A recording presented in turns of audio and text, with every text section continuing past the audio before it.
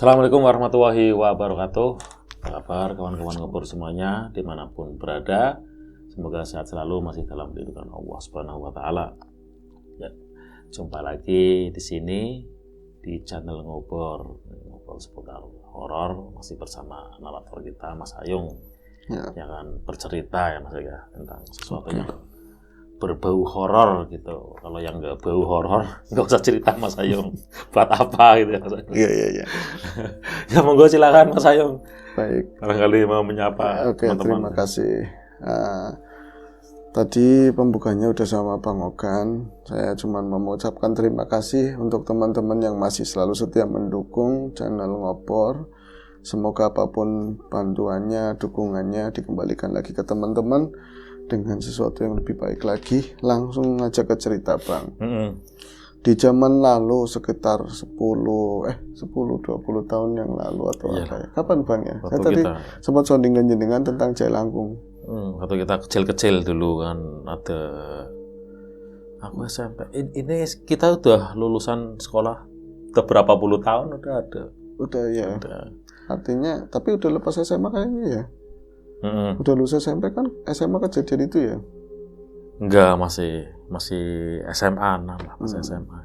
Iya, itu sempat rame itu permainan mistik ya, bisa dibilang itu yang namanya Jailangkung. Kita memanggil arwah siapa katanya. Konon katanya seperti itu.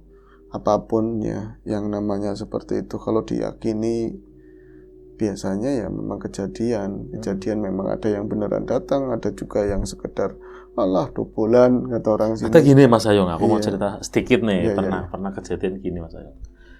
Ada permainan dulu aku masih sekolah nih kelas 2 aku ingat. Sama teman-teman kan kita gelar kertas tuh.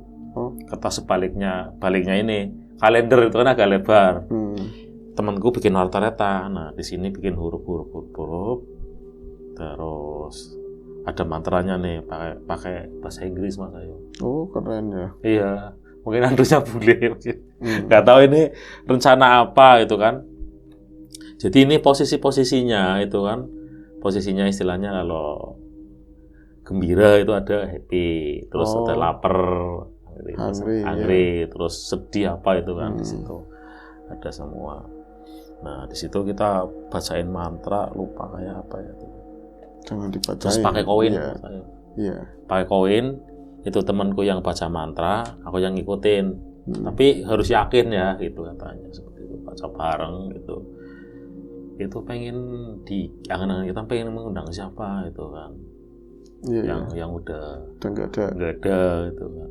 Emang iya, apa itu yakin apa digerakkan apa itu bergerak sendiri hurufnya. Namanya Mas Ayung nih. Yang di arwahnya Mas Ayung umpama. Yuk terus geser lagi. Cari huruf Y. Ngadek ya, terus mikir lagi, cari huruf lagi O sampai selesai. Terus tanya lagi ini posisinya gimana gitu kan. Jadi keliling dulu, nanti mama marah gitu. Ketemunya di situ, berarti Ayung marah. Iya kan. Aduhnya Mas Ayung marah gitu. Itu sempat kayak gitu juga Mas Ayung. Nah, itu yang pertanyaan aku, iya ya kok apa ada yang menggerakkan. Itu aku merasa sendiri Mas. Betul. Ada yang menggerakkan, apa itu emang karena memang apa ya? Yakin sih sugesti karena memang dengan rasa takut seperti apa itu. Kalau di bahasa gitu. orang-orang ya secara bahasa doa ya memang tadi ya sugesti dan lain-lain akhirnya saraf ikut tergerak jadi apa yang kita pikirkan dalam bawah sadar dan kaitannya seperti itulah tapi di lainnya memang ada sesuatu yang berperan yang bermain di belakang situ. Jangankan yang memang diniatin ya Bang, kadang-kadang orang itu karena lagi perasaan sedih, marah, gembira yang terlalu berlebihan pun terkadang bayangin bangsa-bangsa seperti itu memanfaatkan apa yang kita tadi yang kita takutkan, yang kita berlebihan, yang banyak hal. Makanya tadi permainan yang kayak gitu kayaknya saya juga pernah memainkan tapi nggak berhasil karena apa ya, dibilang bertele-tele waktu itu lama gitu loh. Bertele itu lama, terus mungkin nggak ada yang yakin juga, orang tempatnya juga di tempat rame. Biasanya kan itu nyari yang sepi. Malam itu kan, Malam pas malam juga. minggu, terus kita kan seneng apa sih? Dulu kan kalau kita melek kan asik sih Mas Ayu. Asik memang. Gak main gadget itu kan, canda-canda apa itu. Sekarang. Nah itu dulu pernah saya ngalamin. 12 apa itu? Ngalamin itu permainan jelangkung, dan di tahun itu sebenarnya sudah mulai berangsur usang karena udah nggak begitu musim Bang, nggak begitu musim, tapi memang karena keisengannya, karena memang bahasa sekarangnya itu gabut, main gitar sudah, apa sudah, terus yang cewek-cewek udah pada pulang, udah nggak ada penggembira lagi, udah nggak ada semangat lah. Kalau yang perempuan udah pulang, itu tinggal yang glogor-glogor, lanang-lanang itu udah aduh malas. Akhirnya ada yang ngusulin, enggak sih, dia nggak ngusulin, langsung itu pulang ke rumah. Itu paling dekat waktu itu, kejadiannya itu di Jakarta, malah waktu itu saya di Jakarta Pusat apa di mana ya saya lupa, ya kayaknya di sana. Terus ada di sebuah jalan kecil, gang lah, ketemunya di sebuah gang, begitu dekatnya pasar Jakarta Pusat sana. Nggak usah diinin tepatnya di mana ya Bang, ini ceritanya aja. Pokoknya kita ngumpul, tapi alhamdulillah nggak minum wis, tapi udah capek, pokoknya udah capek. Temennya itu dia punya rumah di sana dan ada kontrakan juga. Saya tidurnya di pasar waktu itu, ambil bantuin saudara lah. Tahu-tahu itu pulang itu bawa batok kelapa. Waduh, kayak kelihatan batok itu ada pegangannya. Saya udah langsung mikir, reka-reka, kalau orang sini kayak gitu, macam-macam bawanya kayak gitu. Itu dulu itu, kalau itu apa? Yang buat gayung itu Mas Ayu. Iya. Ya gayung batok. Gayungnya itu kan gayung lama itu ya. Gayung lama, iya. Itu udah jadi, pas udah makin dekat makin jelas udah jadi. Terus, yuk mainan ini aja. Daripada kita itu nggak ngapa-ngapain, mainin itu aja. Yang lain bukannya takut atau apa, kayak mengiyakan semua. Cuman aku doang yang nggak setuju kayak gitu loh. Akhirnya mau nggak mau, itu ada berenam mungkin. Ada berenam, terus akhirnya begitu saja kejadiannya, mantra dilafalkan, terus ini langsung bergerak sendiri dan nggak dipegang sama sekali, benar-benar nggak dipegang sama sekali. Waktu itu saya juga baru pernah, udah musim lama, tapi sekalipun nggak pernah mainin kayak gitu, nggak berani lah nyoba-nyoba begitu ya. Buat kayak gitu, bukan mainan, buat saya bukan mainan kayak gitu. Tapi saya juga malam itu penasaran, ikut ngeliatin, bahkan anak-anak yang lain itu berlima gitu ya, muter. Saya itu lingkar paling luar, malah nggak ngelingkar begitu, saya paling luar. Terus dia itu bangun begini, srep, kamu itu siapa, ditanyain begitu sama satu yang berani teman. Yang lain juga takut-takut, asik gimana sih ya. Itu langsung nulis itu sebuah nama, tapi saya nggak mau nama aslinya ya. Ini umpama sebut saja, dia tulis huruf L. Tuh di tangannya kayak udah dikaitin, diikat sama spidol hitam. Itu tulisannya itu kalau sekarang kayak tulisan ini loh, tulisan-tulisan yang di aplikasi itu udah di macam-macam lah. Jadi L-nya itu jaret-jaret begitu, rada blobor, kayak pulpen yang udah mau habis begitu, lebar-lebar begitu. L kata mereka itu, L ya L, apalagi I.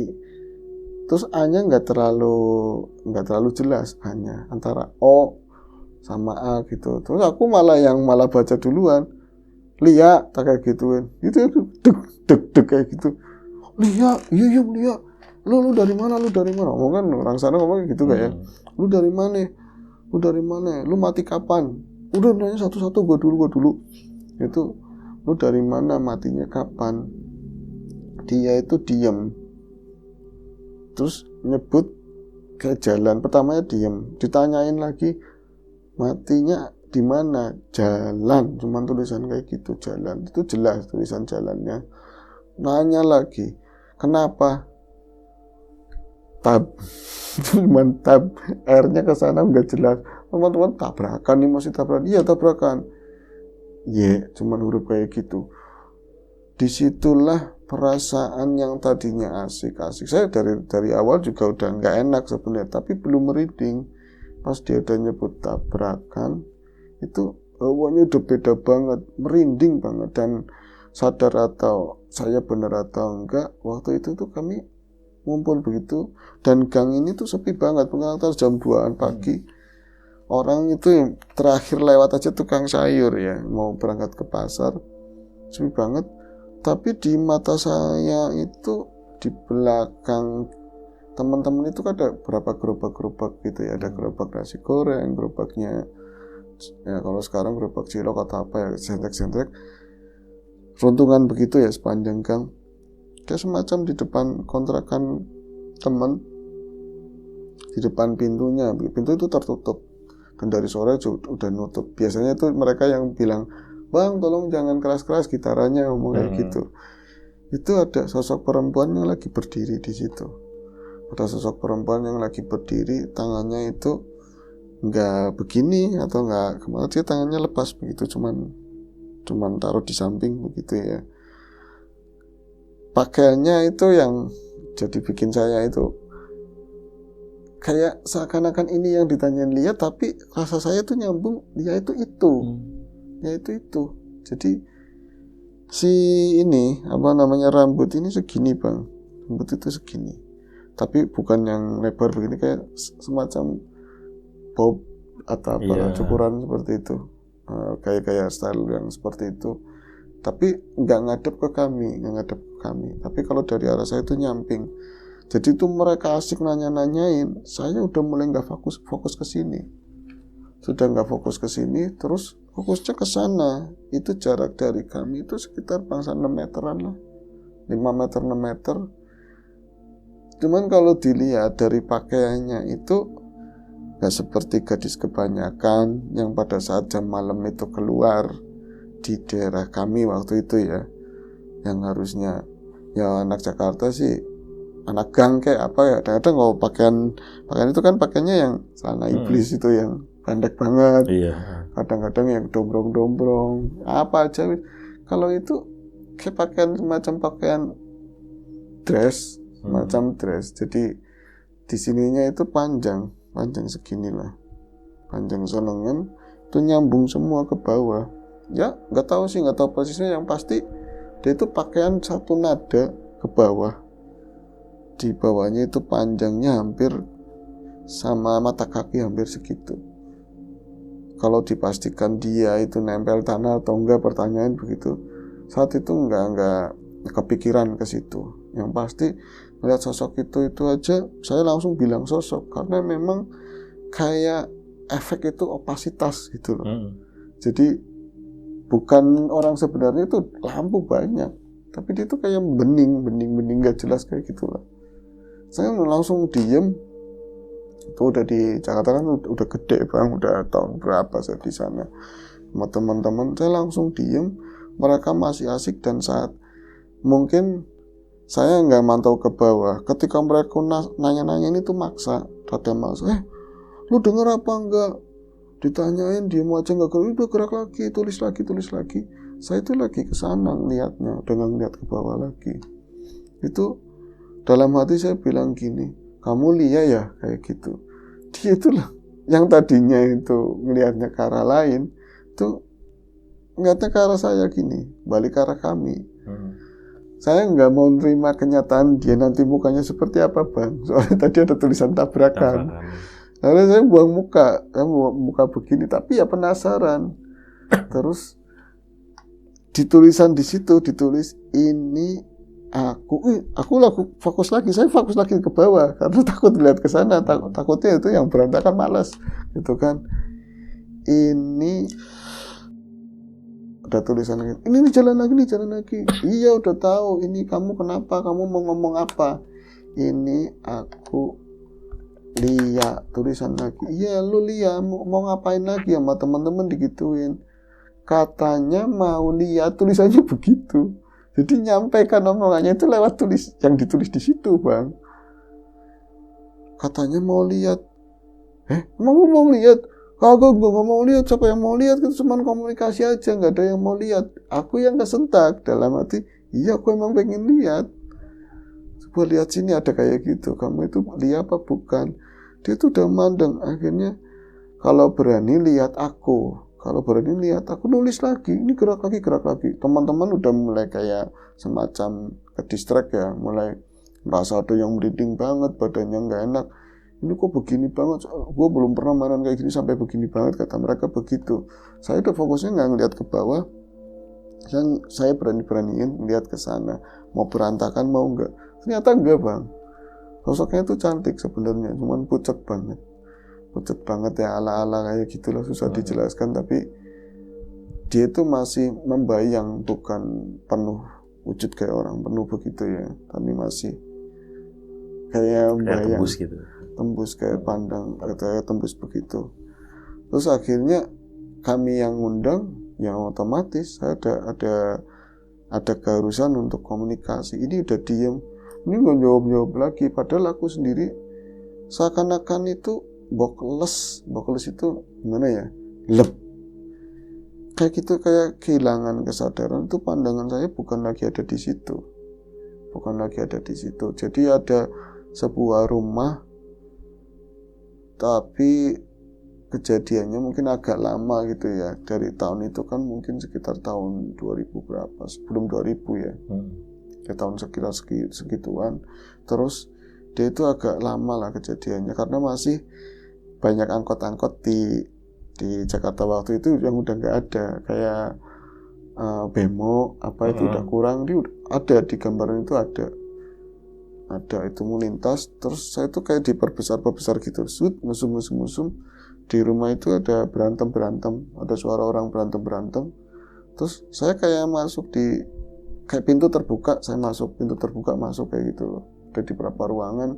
Terus itu kayak semacam ruangan dapur, ada bapak-bapak sama ibu-ibu bertengkar.